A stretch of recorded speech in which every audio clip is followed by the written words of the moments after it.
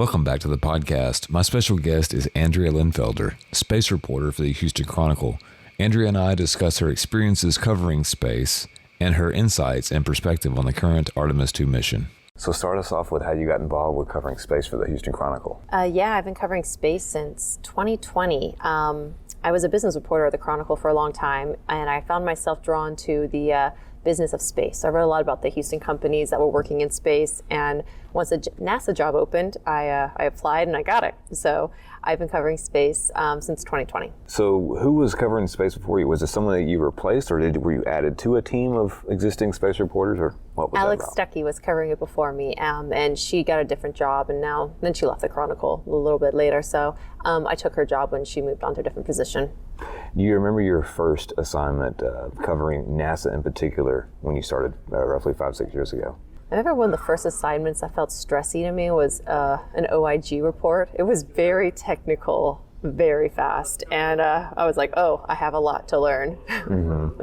There's so many different aspects of this. There's technical, there's stuff you're talking about with like maybe budget reports or inspection reports, and then there's the stuff that most people are familiar with, like space launches, the ISS.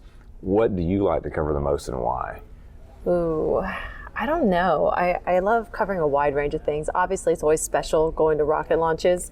When you can see it and feel it, and you just, especially crewed launches, you feel like it feels extra special, and you feel nervous, and you feel excited, and you feel a small fraction of what the people on top of the rocket feel.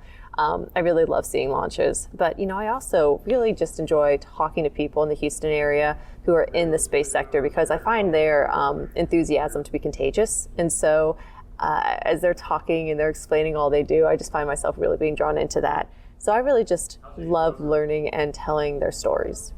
What do you think is the recipe for a good space-based story? Ooh, my favorite stories are when I get to shadow parts of a mission. So one of the favorites I did was with NanoVax. When they took their airlock, they were shipping it to Florida before it got launched to the space station, and they let me watch as they packaged it for shipping. So I hung out with them for 3 days, and I watched them wrap it in this bright pink paper and pack it into a shipping container before they drove it across the country. And I love those stories because you can see the technical side of it. You can write about the importance of the mission, but then you can also just write about wow, how does space hardware get to Florida? Well, you have to drive it there, and how does that happen? And so you really get to know the people that way, and write about some of the smaller aspects, which I enjoy too. I was recently talking to a journalist that covers NASA, and they said when they were put in, they didn't really know much about the space program or related technology, and it was such a learning curve to get started. Did you find the same thing? Oh yes, it's definitely a learning curve, but I've always been interested in space. So I grew up in Orlando, Florida, and you can see the shuttle kind of launch like you saw when it climbed above the trees, and so space was always in my backyard. But no, I definitely didn't know the ins and outs of the current space program and all the lingo, like MECO, main engine cutoff, right? Stuff like that. You're just like, whoa, why is that significant? What's going on here? And so it's definitely a lot of lingo. And oh gosh, don't even get me started on the acronyms. Mm-hmm. So how did you overcome that? Was there some magical book you found, or maybe another professional that said, hey, here's the terms you need to know, or how did you do it? Just years of covering the industry. Mm-hmm. Now I've been covering space for 6 years. I feel much more adept, but I also feel like there's still stuff I don't know. There's still stuff I'm learning. So it's it's fun, but it's definitely just experience. Before we get into the current Artemis mission, lots of SpaceX flights all the time, expedition this, expedition that. What do you like about those? Have there been any milestones so far in that era of the space program that stuck out to you as significant?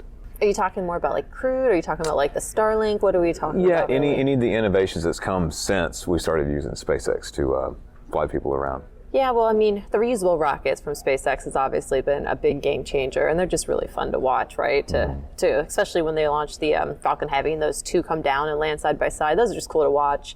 My first launch when I just started covering NASA as a reporter was when Bob and Doug launched on Demo 2 for SpaceX. And so, that ability to launch humans again from America. That was special. And obviously getting commercial rockets involved in that has been really important to the agency's longer term exploration goals. SpaceX has really driven a lot of momentum around reusable rockets. It's pushed the industry, I think, to launch faster, to launch more frequently, to think about reusable rockets. And so that's definitely been the big innovation I see from SpaceX. And obviously Starship is this whole new beast that we're all just kind of waiting to see if it works.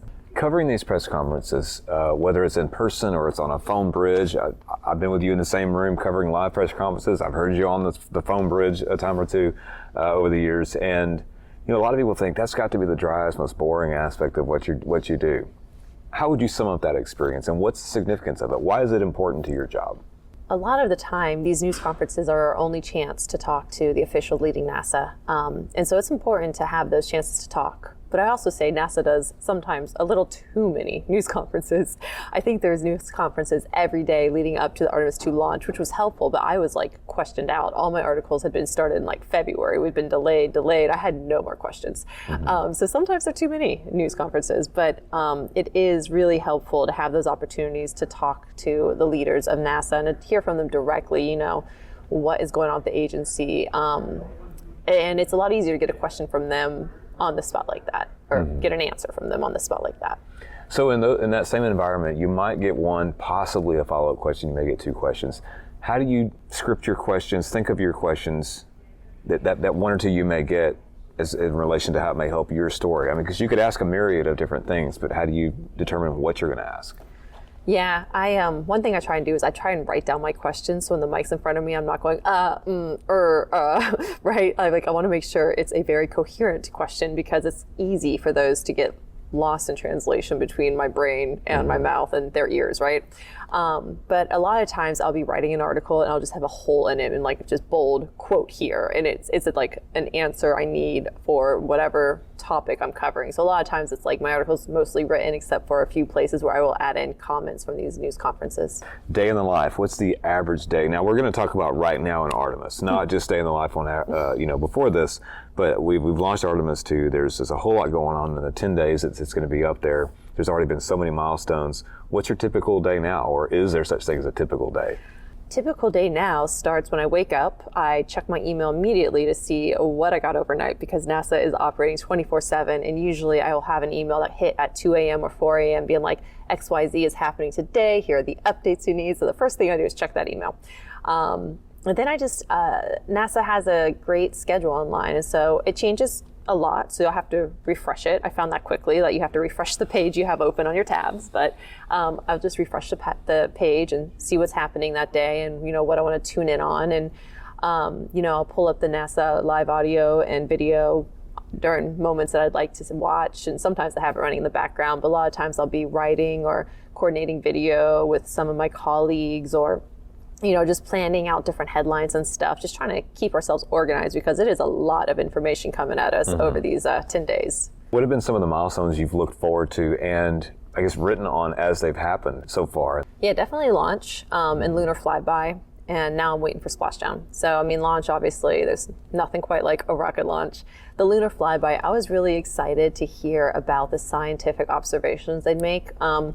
I've been hearing in news conferences and interviews now for months about how the human eye is the most powerful piece of technology on this mission when it comes to observing the moon, and just what the human eye could see that cameras might not. And so I was super intrigued to hear what they were going to see. And they were talking about colors and impact flashes, and it gets really nerdy really fast, but it was really cool just to hear how having 4 people fly around the moon could bring back so much science. As a writer, maybe giving some advice to writers who may be writing space now or may have that interest in the future, how do you communicate the technical aspect of what you do out here at NASA to an audience that may be more generalized in its scope? People that they don't know what MECO and Capcom and all that is, but they're interested in the concept of space and where it may take us as a species. Yeah, it's very, very important to write in layman's terms and to keep that in mind. A lot of times I do these interviews with scientists, I get it to where I can wrap my head around, and then I shoot them an email being like, am I explaining this correctly? We have to make it layman's terms so non-scientific people can understand, myself included. I have no background in science. So we have to make sure, the audience can follow what you're saying, but still accurate. So a lot of it is just, I ask a ton of questions. And then once I feel like I've gotten it to where it's at a most basic level, I'll go back and be like, is this correct? Do I need to adjust this, right? Like, but you got to help me keep it in layman's terms so we can get this cool message out there.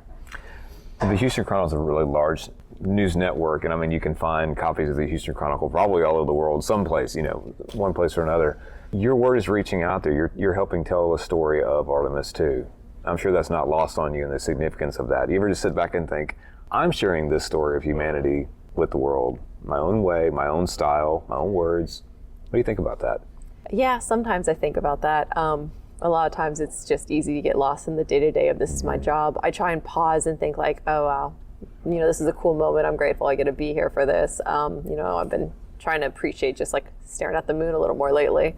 My role in it is definitely small. I'm not working at NASA, I'm not launching, but it's really fun to be able to help tell the story in some way. In conclusion, Andrea, any advice? We're going off this vein of the future storyteller.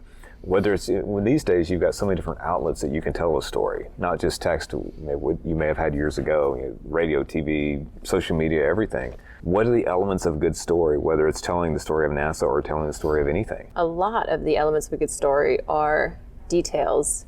When you're writing, I find it's the small details that people really connect to, really like to hear.